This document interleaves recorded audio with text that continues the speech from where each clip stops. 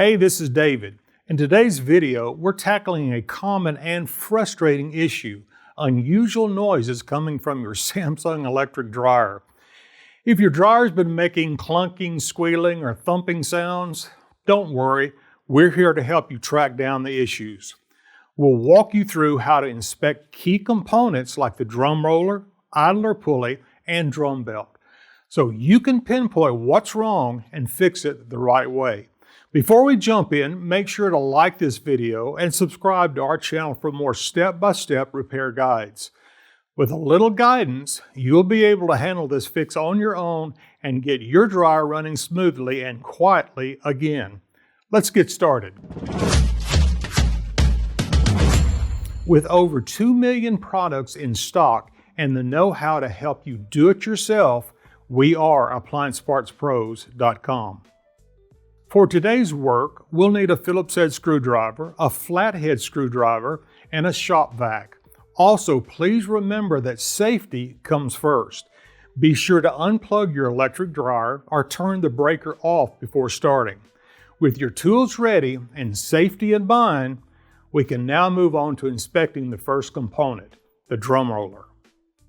Drum rollers are a sneaky source of that low rumbling noise your dryer might be making, kind of like it's storing thunder for later. Let's check them out. First, we got to get inside the machine. Start by popping the top of the dryer up. Sometimes a good tug does it, or you can slip in a flathead screwdriver. Lean the lid back against the wall gently. Remove the 3 screws on top and the 3 in the front. Remove the lint screen. Lift up on the front panel and remove the wire connector to the door switch. Set the front panel with the door aside. Disconnect the moisture sensor plug, then the 3 screws that hold the blower housing cover on. Remove the 4 screws that hold the front bulkhead on. Lift up and out of the slots and set it aside. You should be able to remove the drum after releasing the belt. This would be a great time to clean out the bottom of the dryer base and the blower housing. Now for the main event, check the drum rollers on the rear bulkhead. Do they spin freely? Do they wobble? That's a no-go. They should spin smoothly and quietly. And don't forget the 2 rollers on the front bulkhead, same procedure. If any of these rollers are worn out, noisy, or just not spinning right, it's time to replace them. Your ears and your laundry will thank you. Now that the drum is out of the way, we can take a closer look at the idler pulley. This part keeps tension on the drum belt, and if it's not working properly, it can cause squealing or chirping noises during the cycle. Start by spinning the pulley by hand. It should rotate smoothly and quietly. If you hear any squeaks or grinding, or if it feels stiff or rough, the pulley likely needs to be replaced. Check for side-to-side wobble and make sure it's not loose on the shaft. Also, inspect the shaft itself. If there's any buildup or wear, that can affect how the pulley moves. A worn or damaged idler pulley can put extra strain on the belt and lead to more serious issues down the line. So it's worth replacing if you see any signs of trouble.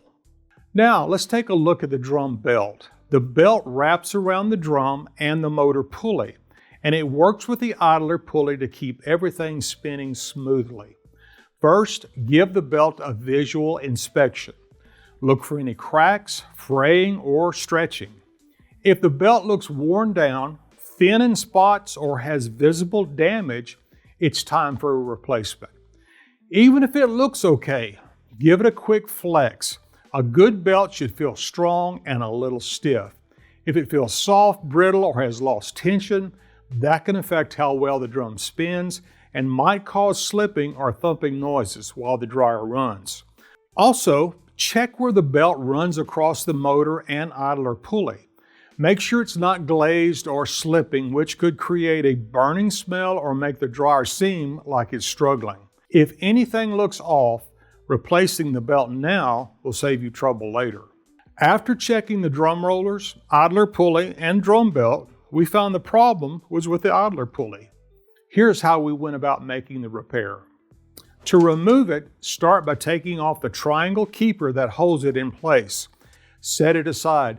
You'll need it again in a minute. Once the keeper's off, go ahead and remove the pulley from the shaft.